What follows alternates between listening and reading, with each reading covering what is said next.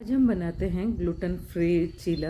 आप इससे डोसा भी बना सकते हैं, इडली भी बना सकते हैं। तो आज जो हम ग्लूटेन फ्री डोसा बना रहे हैं ना, वो हेल्थ वाइज बहुत ही अच्छा होगा, क्योंकि इसमें हम यूज़ करेंगे रागी और एक बनाएंगे स्पेशल सी चटनी जो हेल्थ के लिए अच्छी होगी।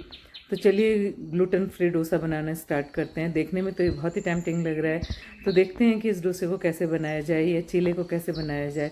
तो इसके लिए ले लेते हैं यहाँ उड़द दाल। अब आधा कटोरी लिए उड़द दाल, 1 कटोरी ले लेते हैं ज्वार साबुत। अब 1 कटोरी लेंगे यहाँ रागी। अब 2 कटोरी लेते हैं इडली राइस। इस तरीके से जो हम डोसा बनाएंगे ना, वो ग्लूटेन फ्री होगा और इतना टेस्टी बनकर तैयार होगा। अब यहाँ ऐड करते हैं 1 से 2 चम्मच मेथी दाना, और इन सारी चीज़ों को अच्छे से मिक्स करके हम अच्छे से वॉश कर लेंगे। 2 से 3 बार आपको इसको वॉश कर लेना है, और उसके बाद इसे हम 7 से 8 घंटे के लिए भिगा कर छोड़ देंगे। नहीं तो अगर आपके पास समय हो तो आप ओवरनाइट के लिए भी भिगा कर छोड़ सकते हैं।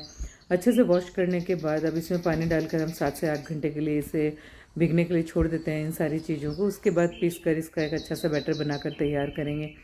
इस तरीके से जो हम यहाँ पर रागी का इस्तेमाल कर रहे हैं ना, उससे हमें बहुत अच्छा कैल्शियम मिल जाता है। तो जो बच्चे ग्रोइंग हैं और अभी बढ़ रहे हैं, उनके लिए भी ये चीला बहुत ही फ़ायदेमंद होता है। और जो थोड़े से बड़े एज के हो जाते हैं, मीन्स जो 50 प्लस हो जाते हैं, उनको भी कैल्शियम की थोड़ी ज़्यादा ज़रूरत होती है। तो आप रागी का डोसा इस तरीके से बना सकते हैं। अब यहाँ बैटर को मैंने अच्छे से पीस लिया, उसके बाद छोड़ देते हैं इसे फर्मेंट होने के लिए। तो आप इसे 7 से 8 घंटे के लिए किसी गर्म जगह पर छोड़ सकते हैं, ताकि वो अच्छे से फर्मेंट हो जाए। अब बनाते हैं चटनी। तो उसके लिए ले लेते हैं तेल, उसमें डालते हैं हींग, जीरा, राई। उसके बाद ऐड करेंगे इसमें 2 चम्मच से 3 चम्मच उड़द दाल, 2 चम्मच डालते हैं यहाँ चना दाल। उसके बाद ले लेते हैं 2 प्याज। अब 1 डालते हैं यहाँ पर टमाटर, और इसे अच्छे से भूनकर तैयार कर लेंगे। अब जो यहाँ मैंने मिर्च का इस्तेमाल किया है, ये आप जिस वक्त तड़का डाल रहे हो ना, मीन्स हींग और जीरा और राई डाल रहे हो, उस वक्त भी आप इस मिर्च को डाल सकते हैं। अगर आप बहुत ज़्यादा स्पाइसी नहीं खाना चाहते, तो जो आपने मिर्च डाली ना, उसके बीज निकाल सकते हैं। उसके बाद इस मिर्च का इस्तेमाल कर सकते हैं। अब डाल दिया था नमक, उसके बाद पानी डालकर इसे कुक होने के लिए छोड़ दिया है। तो जो हमने अभी बैटर बनाया था ना, उसे यहाँ मैंने रख दिया था फर्मेंट होने के लिए। तो 7 से 8 घंटे में गर्म जगह में अगर आपने इसे रख दिया, तो ये कितना परफेक्टली फर्मेंट होकर तैयार हुआ है। तो आपको मैंने दिखा दिया कितना परफेक्ट फर्मेंट हो चुका है अपना बैटर। तो इसे अच्छे से मिक्स कर लेते हैं। उसके बाद हम जितना बैटर हमें इस्तेमाल करना है, उतना बैटर निकाल के एक अलग कटोरी में ले लेते हैं। बाकी का जो बैटर है उसे रख देंगे।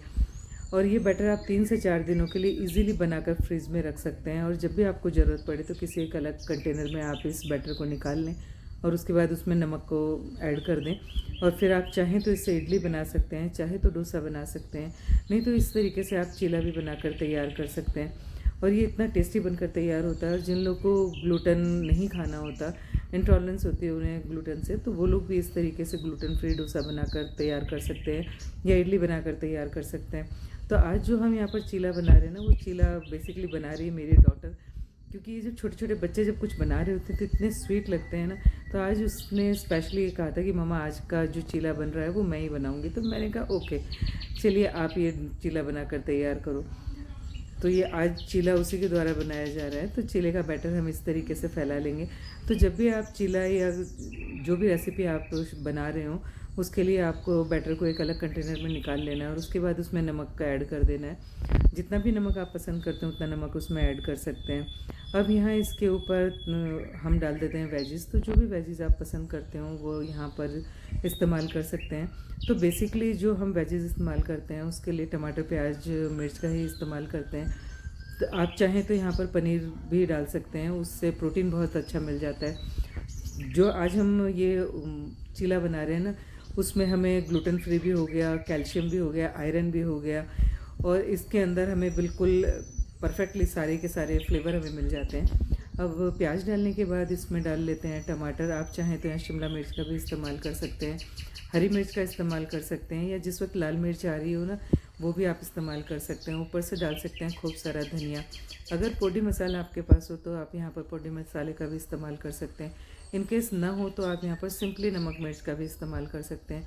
इस तरीके से भी जो आप चीला बनाएंगे ना, वो बहुत ही टेस्टी बनकर तैयार होगा। अब यहाँ नमक मिर्च डालने के बाद हम थोड़ा सा डाल लेते हैं यहाँ पर ऑयल। तो आप चाहें तो इससे घी से भी तैयार कर सकते हैं, और अगर आप घी ना डालना चाहें तो आप तेल का भी इस्तेमाल कर सकते हैं। टोटली ये ऑप्शनल है कि आप किस तरीके से इसे प्रिपेयर करना चाहते हैं। तो मैंने यहाँ घी डाला है, और उसके बाद इस चीले को बनाकर तैयार किया है।